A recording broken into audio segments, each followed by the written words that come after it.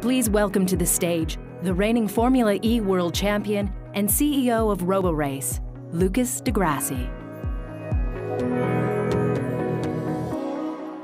Well, good morning, everyone. We're gonna be talking about autonomous race cars and why does it matter. But let me start with a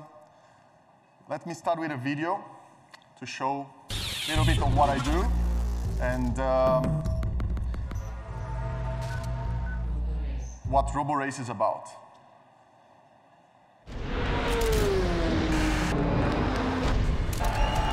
Victory for DiGrassi!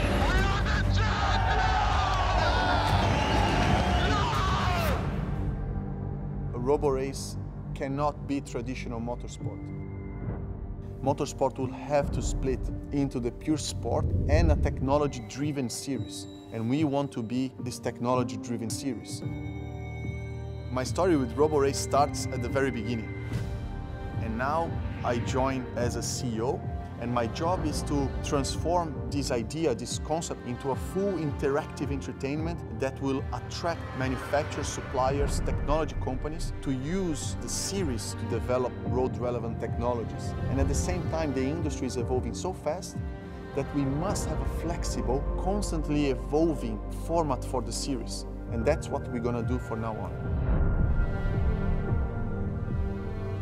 So I had the pleasure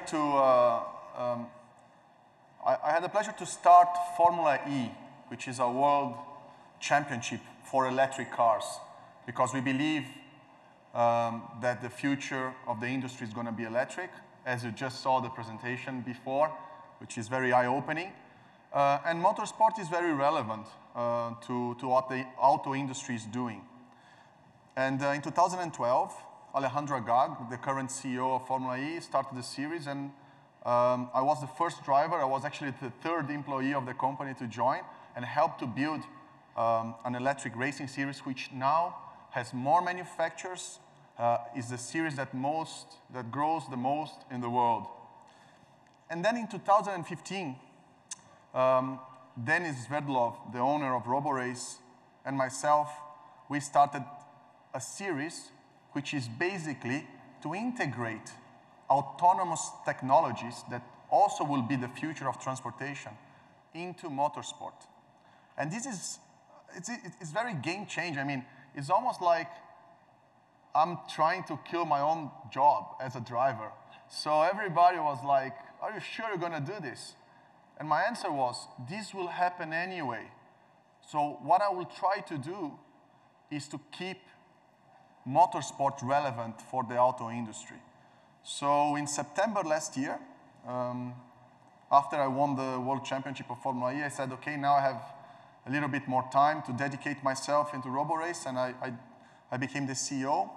And I'm gonna show you guys just a very brief overview of what's Roborace, and then we're gonna go deep into a little bit more of the history and what exactly we are doing.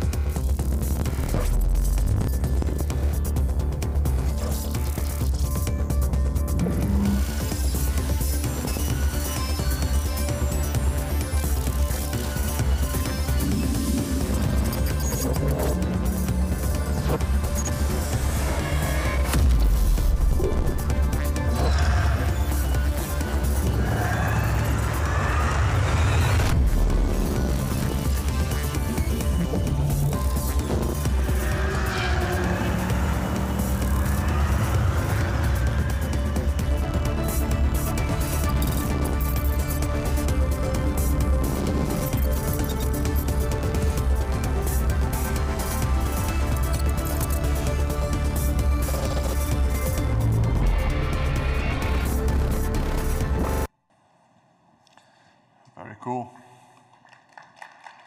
Thank you.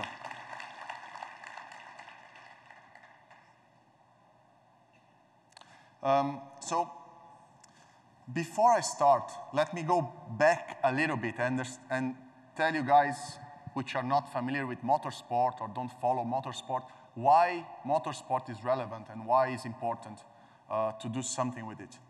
So,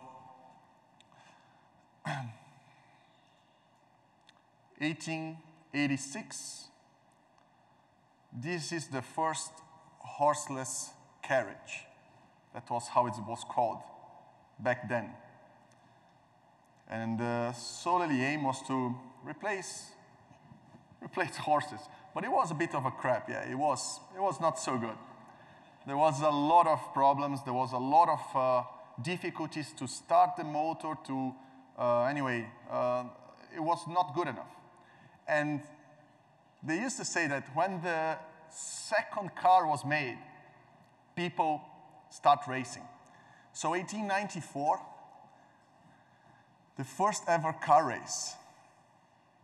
It was a race in Paris, from Paris to Rouen, which is another city, about 120 kilometers. And brands like Peugeot, they participated. And that was the first ever automobile race.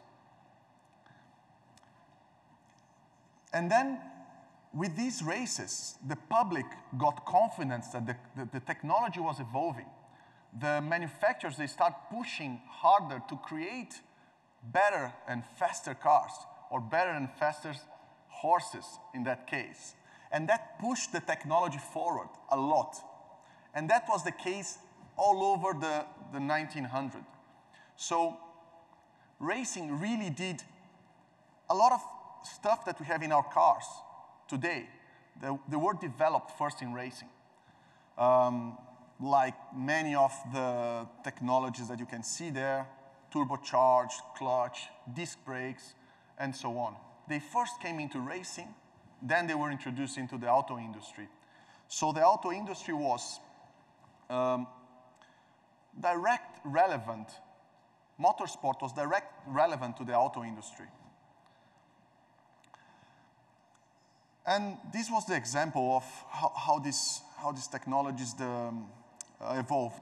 And the question is this still the case today?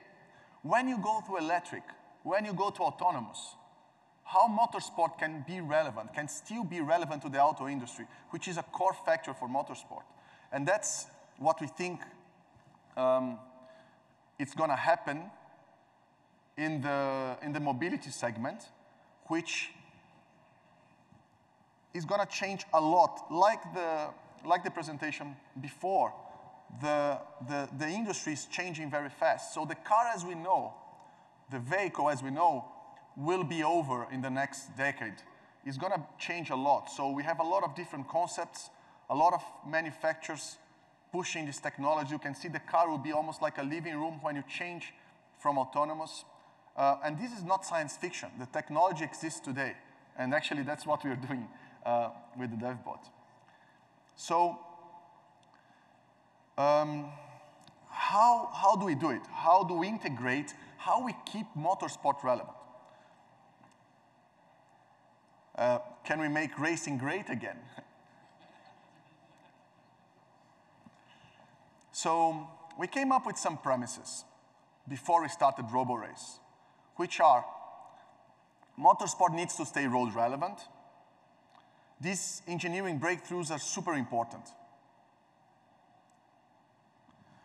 The new motorsport itself must evolve and adapt for the AI and robotics future. That is true. Race on Sunday, sell on Monday. The best drivers, the best technology in racing will be the best adopted, will be the fastest adopted by the public. So we want to stimulate, we want to force these engineering breakthroughs. So if you guys didn't have a chance to see, we have the RoboCar, the real one, just there. It's not a mock-up, it's actually the real car. So you can have a look, it's just behind there.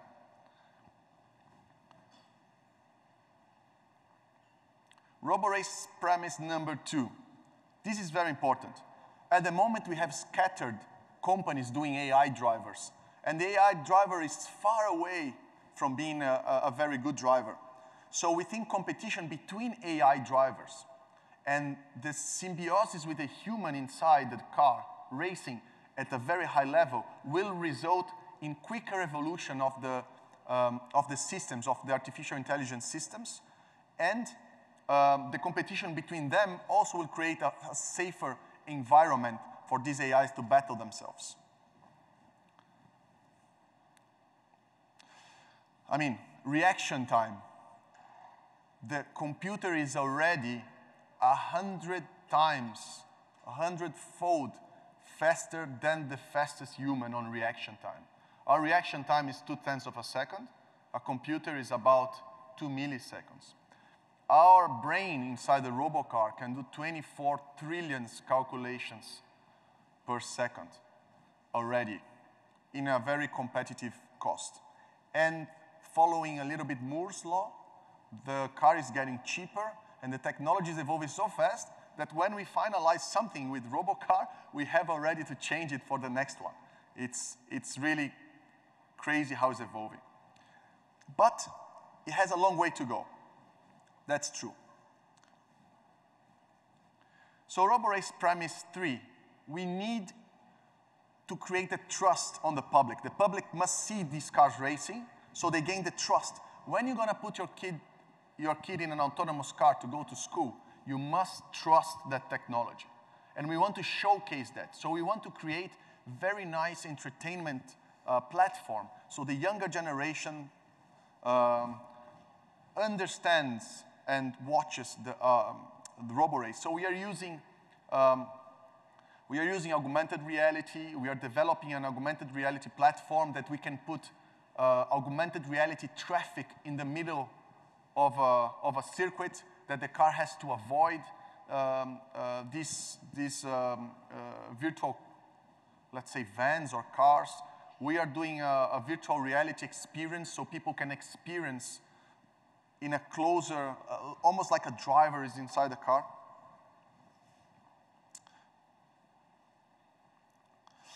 We believe we can inspire a new generation of racing fans and other fans. We can inspire people that like computing, robotics. We can inspire drivers. So how are we going to do it? So we created Robocar, we created DevBot. DevBot is the car which the human can sit inside. The human can drive, and the computer can learn from the human. So every time I drive this car, the computer is learning and getting better at it. So we have a series of neural network systems inside the car, deep learning algorithms, that as the car drives in a racing track, it gets better. And we have Robocar, which is a separate one. You cannot sit inside, and it's purely for AI development platform. So where we stand now, the championship, I'm not talking about future. The championship is already, the demonstrations are already happening today. And the championship is going to start in January 2019. So in 6 months, the teams, they should be ready to compete. So at the moment, we are engineering multiple cars. We are connecting to the autonomous segment, the main players, Waymo, universities all worldwide, the manufacturers with their own development. We are organizing the teams to participate in the challenges. And this last one is very important. We are building a virtual twin of the car. What that means, we are taking the reality, actually the software that makes the car run on reality.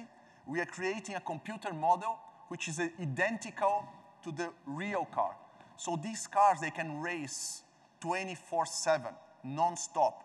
People from all over the world, any university, they can join. They can develop their self-driving algorithm. They can download our model, and they can go for free in an open source platform, race against each other. And the best driver wins. They race again, the best driver wins, and so on, non-stop. It's the first platform that wants to combine all of these different scattered autonomous technologies development into a single platform. So this will be ready in 2020. to be fully operational, we believe. End of 2019, but we are already doing tests right now. So the 4 major programs we are developing: the human plus AI, which I explained with DevBot, human drives, pit stop, human goes out, car drives. So it's a combination, it's a symbiosis between the human and the machine. This will be the first challenge or championship.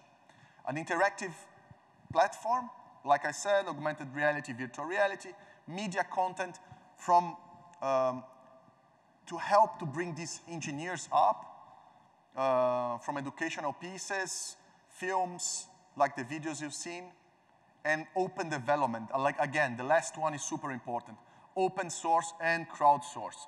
If we have a kid, a genius, in the suburbs of Delhi that can develop an algorithm that can beat any manufacturer, he will be able to prove it on our platform, and he will be granted access to the real car to show that this algorithm is better, or the architecture or the philosophy is better, or to improve from some already made algorithm. So our project timeline, we are doing the events, we are preparing the cars. 2019, championship season 0. And we probably launch by mid-2019 the platform that I told you about, the augmented reality. 2020, mass gaming, and then competitors. We want to expand the championship for more events. And I'm going to finish with another video.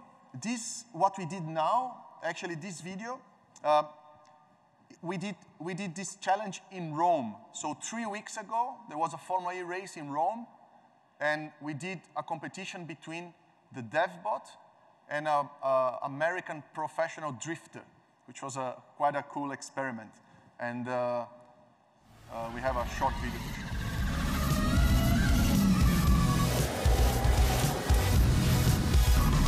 So any corner that you break too late, you're done, you're done.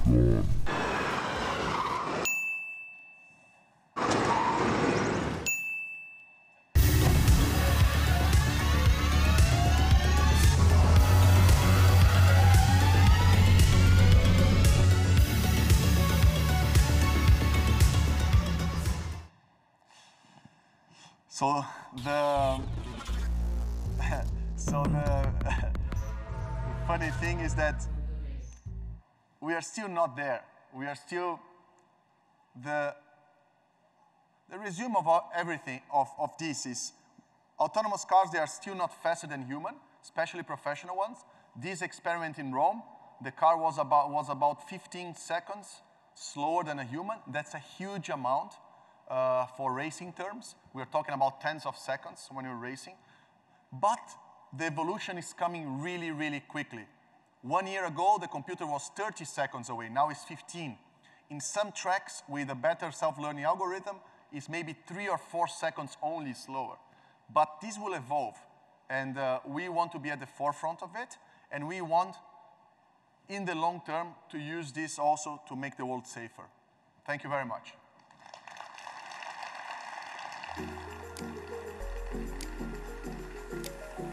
Thank you, Lucas.